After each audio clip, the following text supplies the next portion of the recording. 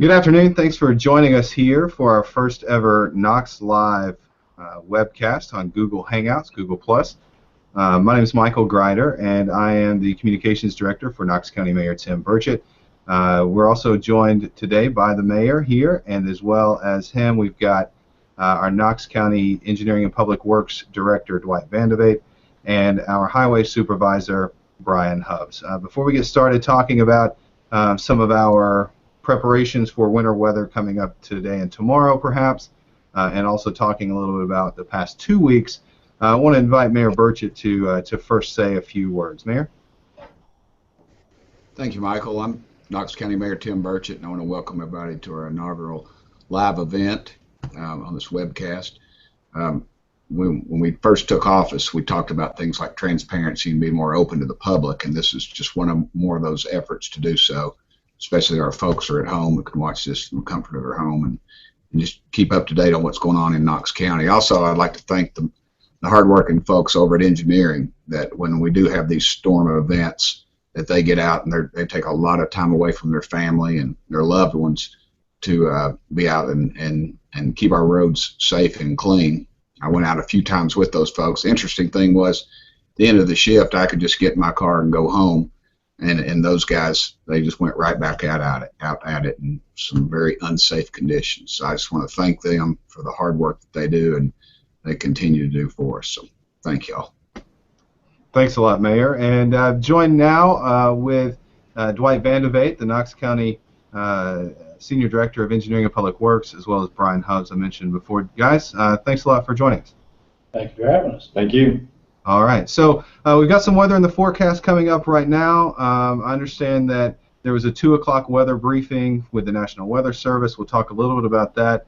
But the reality is that no sooner than we got through with almost two full weeks of winter weather, we were hit again with a forecast that said we may end up with some ice tomorrow. And so that's got everybody, we thought we could breathe a sigh of relief, and now all of a sudden it's like, oh gosh, here comes some more. But before we talk about what you all are doing and hoping to do or may need to do tomorrow, let's talk a little bit about the past couple weeks. That was a pretty big event.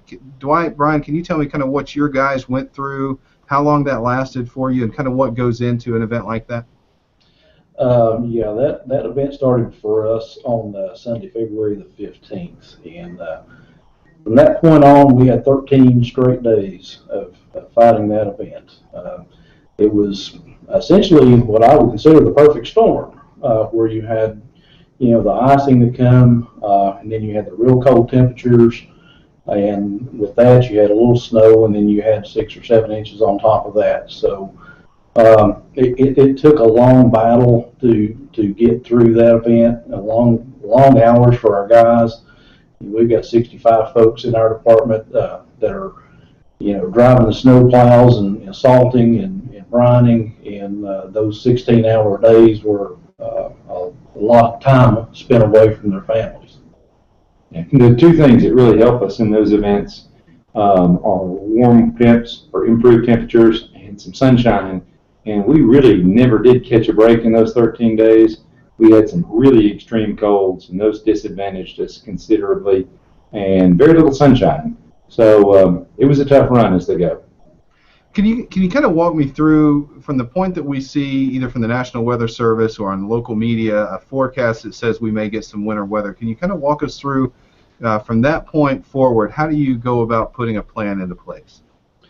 Well, we take, the information that we get from the EOC, which they have a webinar from the National Weather Service, and we try to attend those meetings to see, more realistically what our time frames are as to when the system's going to come in.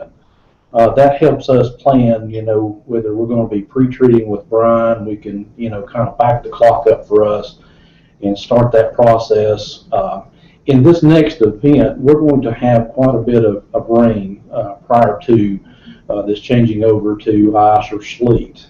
So brining is not going to be an option this go around. So from the last event, like I said, we just barely caught our breath. So, our trucks are already ready, salt boxes are on, plows are on, And so we're ready to go, and our intentions right now are to, in the morning, we're going to get up early, get some trucks out on standby and ready to start fighting this as soon as those temperatures fall enough to turn that over to sleet and ice, and we'll be out there ready to go. And of course, we'll have the plows on if we do start to get any accumulations, which they are calling for, possibly 1 to 2 inches, I think, here in the valley.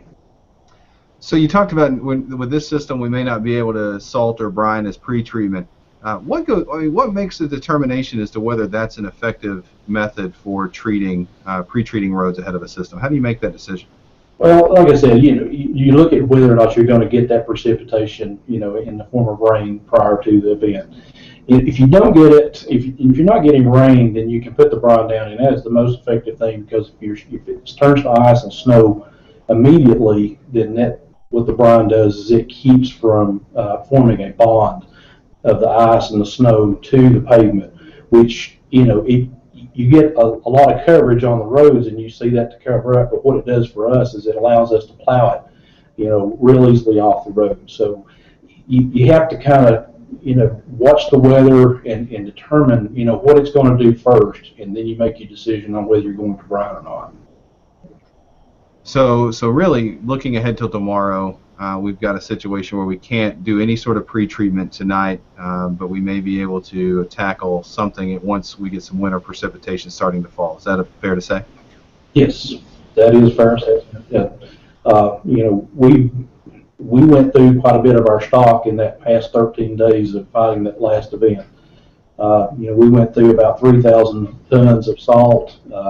But fortunately, we're okay on our salt supplies now. We've been replenishing that salt supply, and like I said, we've got enough for to fight this event.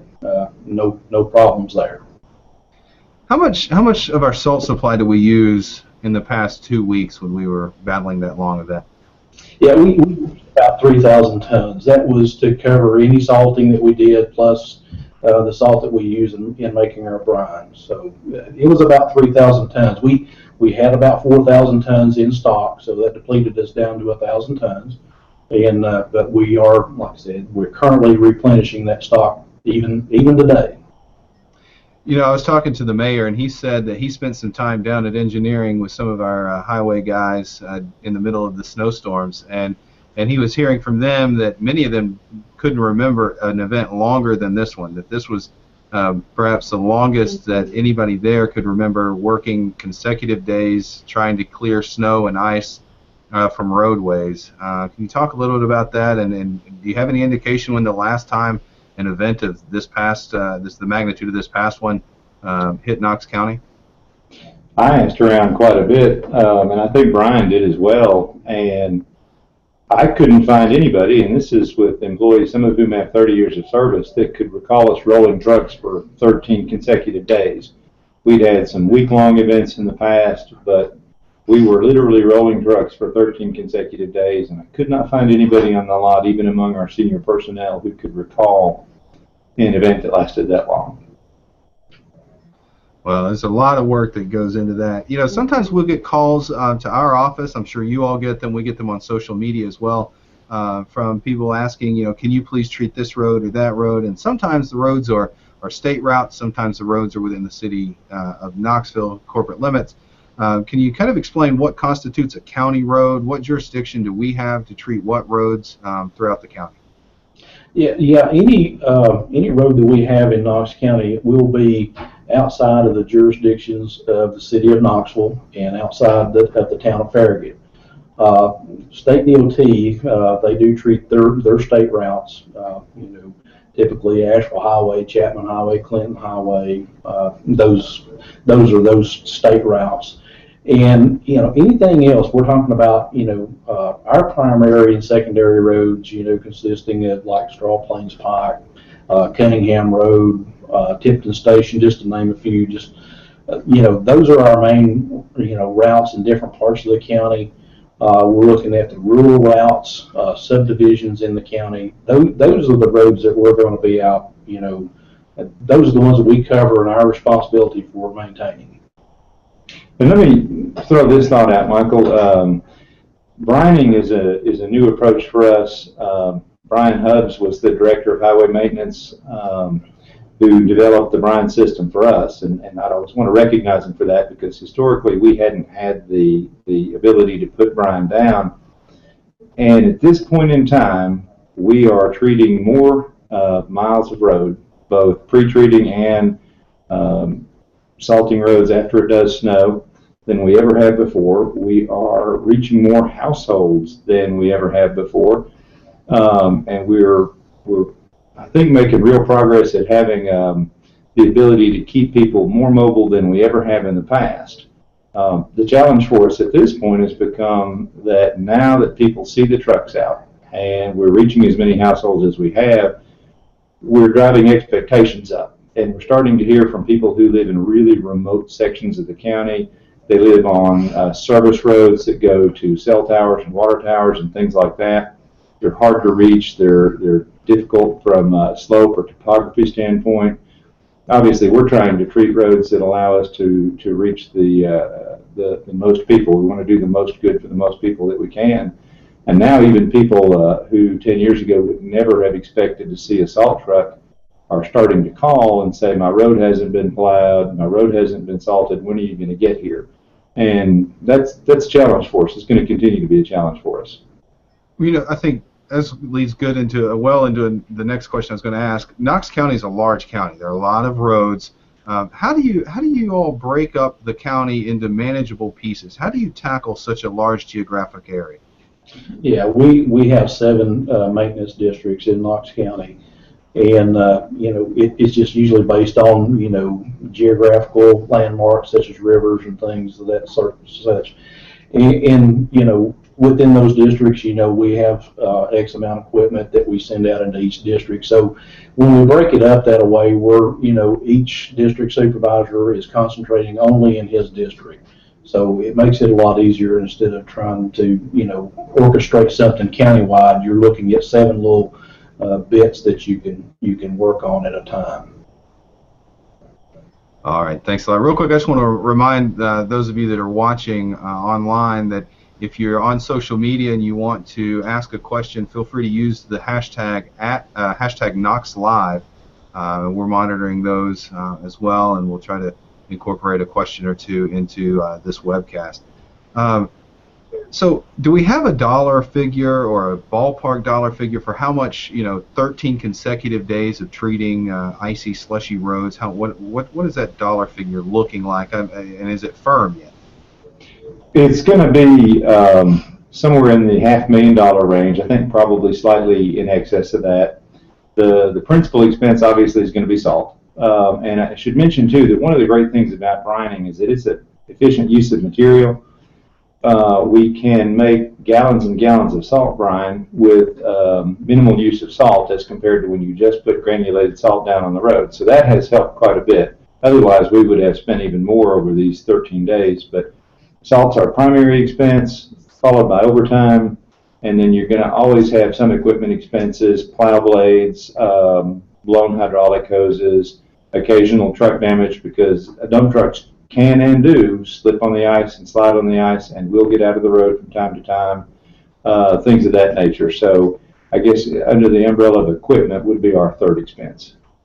So what are some of the, with regard to expenses, what are the resources that we have at our disposal? I mean, those things cost money, but you know, we've got salt. What other things are at your disposal when it comes to treating for a weather event? That's really about it. I mean, you know, when it comes to it, we equip ourselves. You know, every year we prepare for this. You know, we start in August and September preparing for this every year. So, you know, we're self-sufficient here with our salt and our brining. We make all that ourselves, and we really just rely on the resources we have. And I should mention, this is a good time because these guys get overlooked, Michael. They really do. But in the background, people see the trucks on the road. What they don't see is that our fleet services department is in the background keeping the wheels turning on everything. So whenever we have a snow event and Brian's personnel mobilized, Philip May, who's the director of fleet services, will put his personnel to work. They'll be there any hours that we are. If we're there overnight, middle of the night, early in the morning, Philip will have his a supervisor and multiple mechanics there. And they're just like the highway maintenance guys. They start early. Philip has he calls it a preventive maintenance or PM program that he starts typically in August or September, where he goes ahead and starts replacing hydraulic hoses on the trucks, checking an inventory of parts and materials that he may need for servicing the trucks to keep them going. And those guys are there through the night working on equipment and making sure that the wheels are still turning, and they're a key part of the process.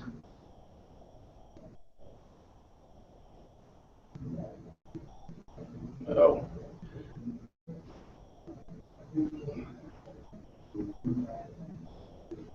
Lost audio.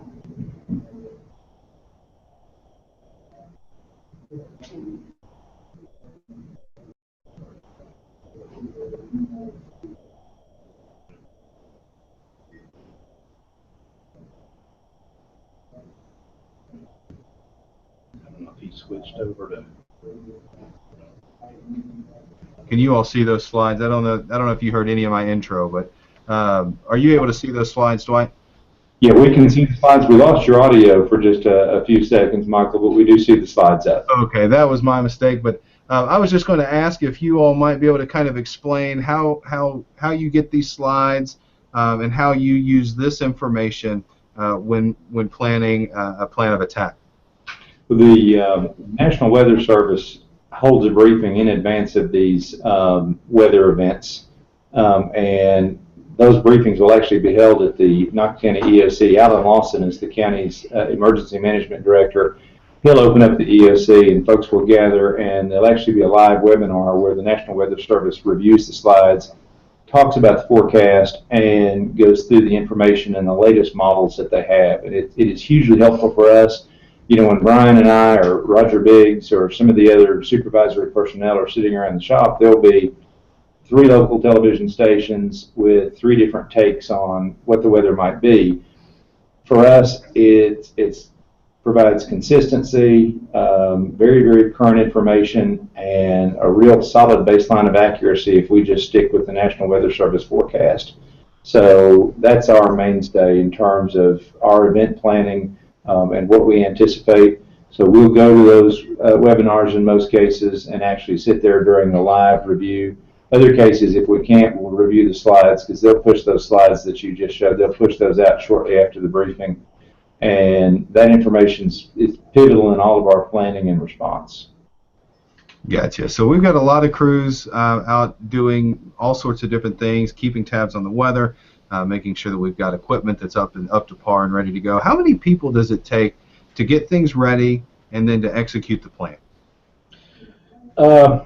As far as executing the plan, you know, we have probably a dozen folks that, you know, kind of get together and, you know, kind of go over our plan of attack and you know, and looking at what we get from the EOC as far as the slides and the weather reports. And then in order to, you know, make all of this come together, you know, it takes, you know, our entire personnel of 65 people to make all this happen.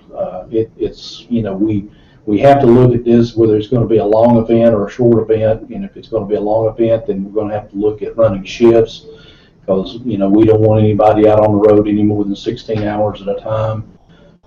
You know, we have to rest folks, and of course, you know, all that comes into play as to how we, you know, organize shifts in order to do all this.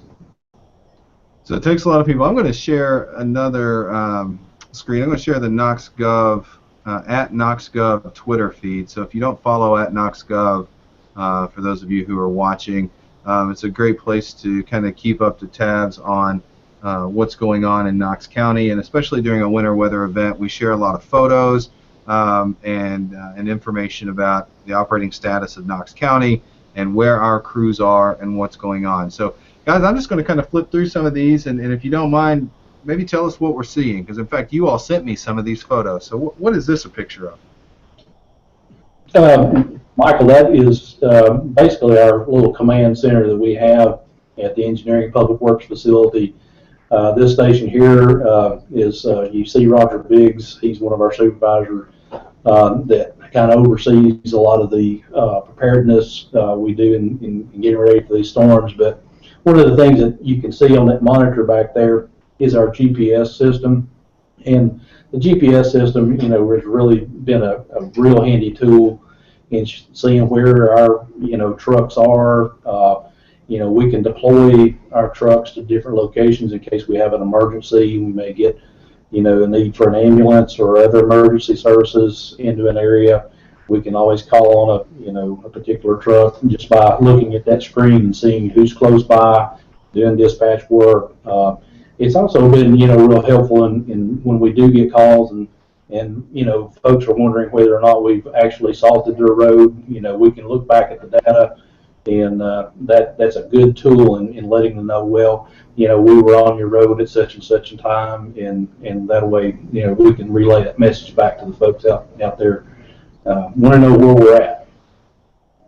So this is really Command Central. Who's this cat right here? That would be Mr. Roger Biggs. Like I say, he's very instrumental in helping me and helping this entire department get this the equipment ready and just keeping us going at all times. All right. So let's look at this one. This is one. The tweet we sent out said that highway crews are kind of discussing a plan of attack. It looks like it's dark. You guys literally just stand out in the cold and say, well, what kind of conversations go on out there? Describe to me what may have been talked about right here. Yeah, this is, like I say, you see that it's late evening and it's outside of our salt shed. Probably more likely we've got one supervisor there and a couple of workers that probably just they come in, they probably get, reloaded with salt, just kind of getting their instructions on, where they're going to go back from, our Baxter Avenue location back out into the field. All right. Let's go here. I took that picture. That's Miss Christine Pierce, one of our truck drivers. She had actually been out sick for a couple days, and we needed the personnel, and so I was awfully glad when I saw her roll into work that morning. And Christine, I'm going to take your pictures. You head out. So she was a good sport about it, as you can see. She's got a big smile on her face. Is it hard to keep a smile when you're out in this stuff? It certainly is, Michael. It's when you're out in this stuff for that kind of hours, it wears on you quickly. And my hat's off to all our folks in the highway department for keeping that cheeriness around in the ranks. They worked on not very much sleep at all, and I'm very proud of them stepping up to the plate. So I think we got a couple more photos. I showed that photo while you were talking about the GPS system. Yes. Is there anything else you want to add about the GPS system? How do we put this system to use outside of a snow event? It's good in tracking, just where our vehicles are at all times. I mean, we can look at every pickup truck, every dump truck, even our backhoes and side mowers that are out in the field. We can tell, when they're moving. They're also a good, theft deterrent system as well, especially when we leave equipment out in the field. But it's always a good tool to use to ensure that we're keeping safe speeds and operating these vehicles safely. And sometimes we get those calls that say from a constituent that may have said, well, that you were never at this address or or whatnot, and we can always look back at the data and confirm that we were there, even though the constituents may have not seen us there. And Michael, those are in every vehicle in the EPW fleet, in the engineering and public works fleet. So, for instance, building inspectors, fire inspectors, all our vehicles are GPS equipped, and so if there's a question or concern about where an employee has been, or if somebody calls and says, I called in this complaint and nobody responded, we're able to look back and see if we did respond and the citizen just didn't see us, or if we had bad address information, or what happened. It creates a great record. It's really useful for us. Yeah, well, I'm going to go ahead and I skipped ahead a couple of pictures because I rode along on a truck this past week or two, and I thought, it'd be really interesting to see a photo from behind us. So this is a photo taken of the street after it was plowed. So the plow blade on this truck is down, and we just rode over this street. And so to me, that really drove home that it's very, very possible that it takes 3 seconds for a plow truck to drive past your house, and the road can still look like this. And so you may not even see the truck, but maybe the truck was there. But sometimes Mother Nature gives us this, and this is the best that can be done. And so we just kind of keep at it. So I want to, is this normal for some of our folks out in the trucks that they go across and they look in the rearview mirror and it's just a white patch still? In this particular storm, yes, it was. I mean, for the reason being that you had so much ice, already on the road. They call snowplows that for a reason. They're for pushing snow. They won't cut ice. And when all you're doing basically is just taking that top layer off of the ice. So what you essentially get is, something that looks like a dingy gray, and you're not getting down to that black pavement. That's why I'll take a good wet snow anytime over ice, because it is so much easier to plow. When you plow that heavy snowfall, what you'll see in your rearview mirror will be a nice black pavement, but you won't see that in this particular case. Yeah, absolutely. So this is another one of those pretty rural roads that Dwight and Brian you all were talking about earlier. This is Bowman Hollow Road over in North Knox County, and this was as we were just coming across it. And I couldn't imagine driving my car on that thing. And those trucks, people think, that because they're so heavy that they get plenty of traction, and they do get good traction, but they also slip and slide. So this is an interesting shot because I've seen this building chock full of salt. And this is, any idea about how much salt is here now? So normally this salt shed is filled with how much salt? We had about 4,000 tons, maybe a little more than that. But what you're seeing in that photo right there is right around 1,000 tons of salt was what was left after this last event. So normally there's about 4 times as much salt in this storage shed than we see right here. Right. What you would typically see is that pile of salt all the way to the ceiling and out to, and actually coming out where that backhoe is sitting there now.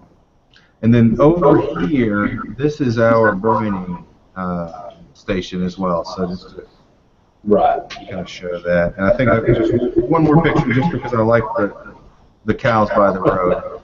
So we were plowing this, and at this point, this was some really slushy snow, and so it was flying off the road pretty well. Those cows went running. But guys, is there anything else that you want to add, or anything else that you want to say to folks to kind of let them know about maybe what you're planning for tomorrow, or just in general, next winter we're going to see more of the same probably, and we're going to have to deploy salt and brine and road crews to try to treat this stuff. So I just want to give you a chance to maybe offer anything additional you want to offer. Yeah, we operate on a plan to try. Our goals are to start with our primary roads first. Those are all your major arterials and major collectors, and then we're going to go to secondary roads after that. Which are minor collectors and minor arterials, and we kind of have to work in this pattern because we have to open up those channels of traffic, and we have to kind of work from the inside out. And so once we've gone through that plan, we get our primary and our secondary. Then we're going to start looking at more of the rural roads in the into the subdivisions and that sort of thing. But that's kind of the way that we try to work with this, because if we have to be able to get the paths clear on the main roads, so people can get back and forth to their jobs in town or wherever that may be. But as far as advice, the biggest thing is that I would just like to say to the folks out there is, please be patient with us. This is a big county.